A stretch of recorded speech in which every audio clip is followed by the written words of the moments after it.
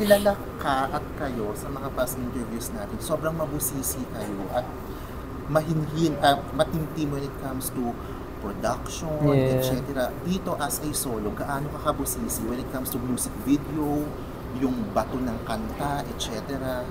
Ano po, paano ba? Hindi naman super detailed kung paano kami sa SB19. But siguro ang naging part ko dito, sobrang gusto ko ma-organize lahat. Yung kailan yung posting, ano yung mga contents na gagawin namin for this. Kasi nung una, hindi ako na-excite na magre-release ako ng single eh. Pero nung habang malapit na tong day na to, mas nafe-feel ko na siya, kaya mas naging hands-on ako sa paggawa ng contents, ano mga dapat gawin, yung atake sa music video, sa posting, kahit yung ginawa naming skit na kunyari, nag-audition ako, pero announcement pala siya ng debut. So, naisip ko siya nung mga panahon na yun, sa sobrang excitement.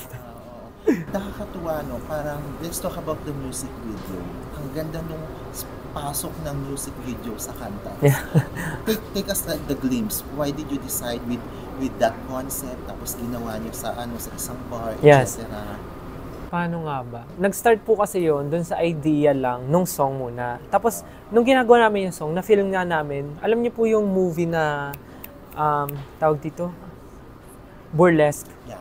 Burlesque. So kasi favorite movie ko rin po yun eh. Tapos parang sabi ko, parang ganito rin yung nafe-feel ko nung hindi pa ako SB19. Alam mo yung, pag may nakikita kang nagper-perform, parang iniisip mo, kaya ko rin yan eh, kaya ko rin gawin yan eh. Tapos naiisip mo, what if ikaw na yung nagper-perform doon? So parang nung naging idea namin yung burlesque, nasabi namin, parang bagay siya sa bar, sa club i-perform.